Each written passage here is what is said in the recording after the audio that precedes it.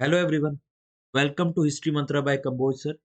In this video, I am going to discuss few important question on industrial revolution. So, through this question, we are going to understand the basic of industrial revolution and other relevant fact and aspect related to industrial revolution. So, let's start with question number one. Question number one says the industrial revolution started in which of the following countries? Option number A is France, B Italy, C Germany and D Britain. तो इस सवाल में simple सी चीज पूछ रहा है कि जो इंडस्ट्रियल रेवोल्यूशन था वो कौन से देश में स्टार्ट हुआ, और आप सबको पता है बहुत बेसिक सवाल है। तो इंडस्ट्रियल रेवोल्यूशन किसके साथ एसोसिएटेड है? इंडस्ट्रियल रेवोल्यूशन एसोसिएटेड है इंग्लैंड के साथ। इसको अलग अलग नाम से जाना जाता है, फर्स्ट इंडस्ट्रियल रेवोल्यूशन भी इसको बोला जाता है।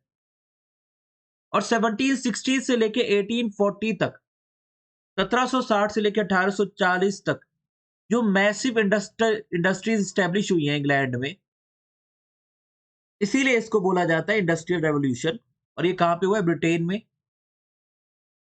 क्वेश्चन नंबर 2 की बात करते हैं। क्वेश्चन नंबर 2 कह रहा है कि जो टर्म इंडस्ट्रियल रेवोल्यूशन है इसको पहली बार किसने इस्तेमाल किया है?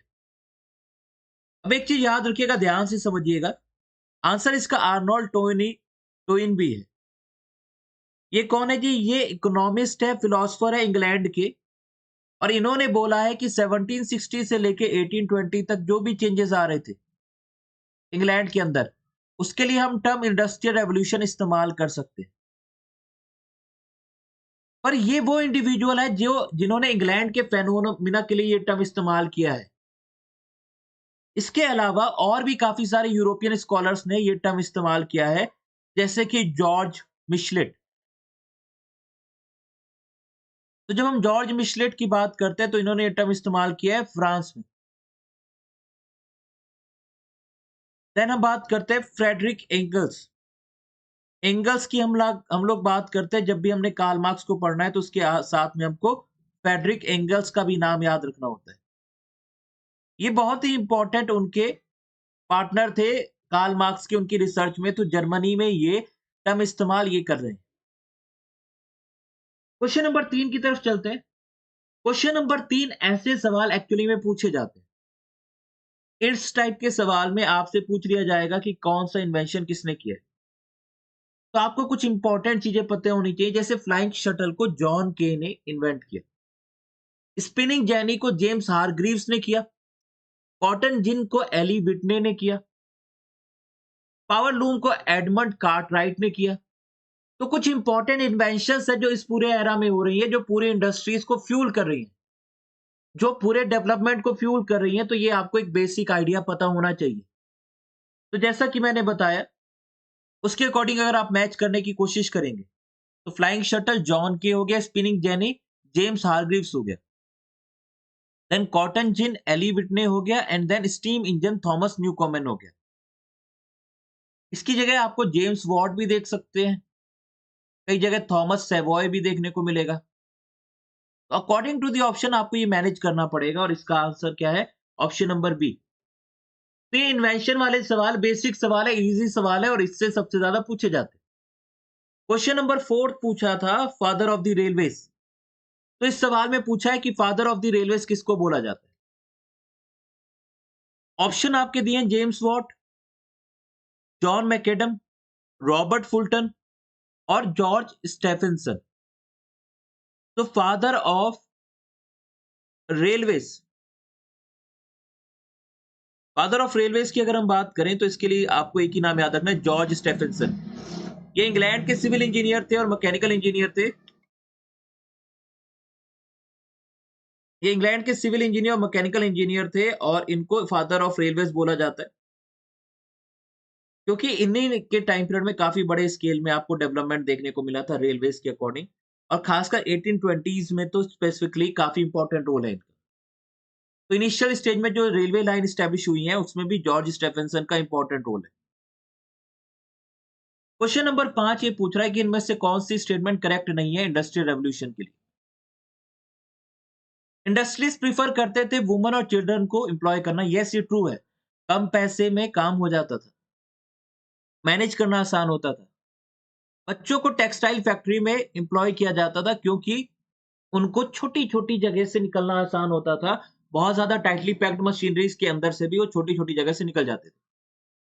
तीसरा है woman were paid more than man as they worked very hard. ये तो पॉसिबल ही नहीं है पैट्रियार्की में।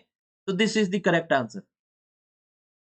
क्वेश्चन नंबर 6 कहता है कि वो लॉज़ कौन थे?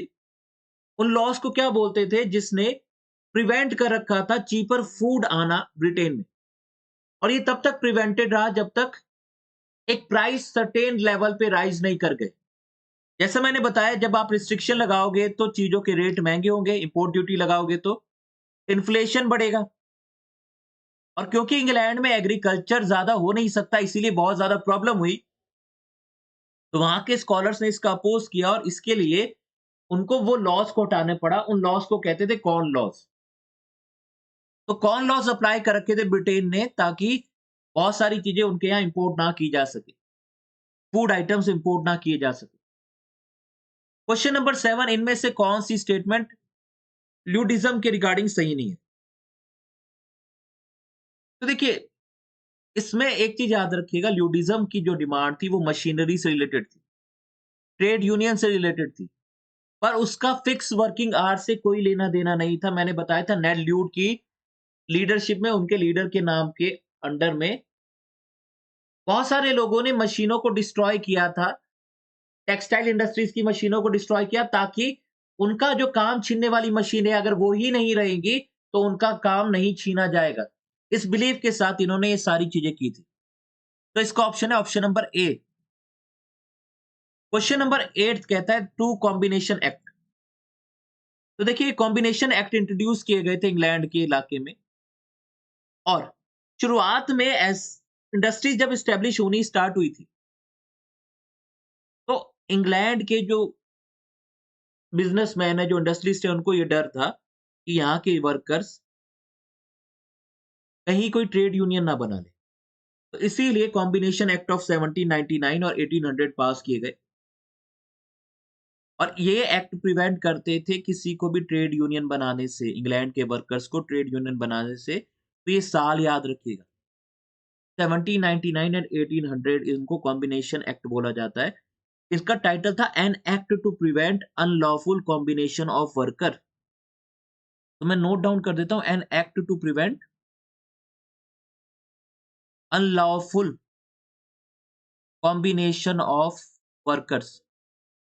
उस पूरे कॉम्बिनेशन यानी उस पूरी यूनियन को इन्होंने बोल दिया कि अनलॉफुल है। तो इस तरीके से आपको ये याद रखना है और समझने की कोशिश करनी है। क्वेश्चन नंबर 9 ये कहता है कि वो कौन-सा ग्रुप था या वो कौन-सा मूवमेंट था जो डिमांड कर रहा था right for vote in the 19th century. तो ल्यूडिज़्म की डिमांड कुछ और थी, यहाँ कन्फ्यूज़ मत करिएगा। चार्टिज़्म वो एक्ट है जिसमें बात की जा रही है कि सबको वोटिंग राइट मिलना चाहिए, खासकर एडल्ट मेल्स को। यानी मिडिल क्लास के जो एडल्ट मेल्स हैं, बिना प्रॉपर्टी की कंसिडरेशन के वोटिंग का राइट मिलना चाहिए, वोटिंग का अधिकार मिलना चाहिए। तो ये चार्टिज़्म नाम चार्टर से साइन हुआ है, चार्टर्स के साथ एसोसिएट हुआ है। इन लोगों ने चार्टर भेजे, पेटिशंस भेजी पार्लियामेंट को, लेकिन वो एक्सेप्ट नहीं हुई, इसलिए इसका नाम चार्टिज़्म बोला जाता है। Question number 10 the miners friend ये एक मॉडल स्टीम इंजन था, इसको किसने बनाया था? तो मैंने बताया थॉमस सेवरी। स्टीम इंजन के साथ ये तीनों नाम आपको एसोसिएटेड कहीं न कहीं देखने को मिलेंगे। पर स्पेसिफिक द माइनर्स फ्रेंड नाम की किताब में इन्होंने अपने इस इंजन का मेंशन किया था। तो थॉमस सेवरी नाम याद रखिएगा, इन्होंने ये मॉडल स्टीम इंजन बनाया था, जो माइंस में से पानी को बाहर निकालने के काम आता था।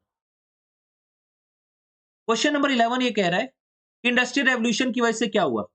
Option number A trade rivalries हुई है, बी वर्किंग क्लास की मिजरेबल कंडीशन है और तीसरा एक्सप्लॉयटेटिव फैक्ट्री ओनर्स या D all of the above. ये बहुत ही आसान सवाल है, option number D is the correct answer. Then बात करते हैं फ्लाइंग शटल। इसमें पूछा गया कि फ्लाइंग शटल कौन सी इंडस्ट्री के साथ एसोसिएटेड है। The invention of the flying shuttle led to massive development in which of the following industries? A textile, B iron and steel, C transportation या D all of the above. तो इसका correct answer है option number A textile industry. Then last question, इनमें से कौन से impact है industrial revolution की? Exploitation of resources long working hours disturbed social fabrics, expansion of the middle class या ऑल द अबव। हमने इंडस्ट्रियल रेवोल्यूशन के बारे में इतना बेसिक तो समझ लीजिए कि जब भी इंडस्ट्रियल रेवोल्यूशन हुआ, रिसोर्सेज का एक्सप्लॉइटेशन हुआ। इसलिए तो इतना बड़ा पॉल्यूशन का इश्यू है। और एक ऐसा सेक्शन है जिसने बहुत ज़्यादा पैसा कमा लिया और एक ऐसा सेक्शन है जो उस लेवल पे पैसे नहीं कमा पाया। तो सोशल फैब्रिक में भी आपको थोड़े से चेंजेस देखने को मिलेंगे। तीसरा, वो सेक्शन जो काम कर रहा है एज़ अ वर्कर वो पैसे कमाएगा तो मिडल क्लास एक्सपैंड होगी। तो the correct answer is D all the above. ये कुछ क्वेश्चंस थे, बेसिक क्वेश्चन थे जो इंडस्ट्रियल रेवोल्यूशन के साथ एसोसिएटेड थे। इसमें कोई भी डाउट हो, कोई भी क्वेरी हो, प्लीज़ इस नंबर पे कॉन्टैक्ट कर लीजिएगा। इस नंबर पे आप कॉन्टैक्ट करके व्हाट्सएप करके अपना कोई भी डाउट या क्वेरी पूछ सकते हैं। और आप में से कोई भी अगर पीजीटी अरुणाचल प्रदेश से स्पेसिफिक जो एपीपीएससी पीजीटी करवाता है इन हिस्ट्री, उसका कोर्स जॉइन करना चाहते हो तो भी आप इस नंबर के साथ कॉन्टैक्ट कर सकते हैं। तो चलिए इसको हम यहीं रैप अप करते हैं। आगे कोई भी इनमें से कोई भी क्वेश्चन, कोई भी डाउट, कोई भी ऐसी चीज़ हो जो आपको परेशान कर रही हो तो आप पूछ सकते हैं इस नंबर पे व्हाट्सएप करके।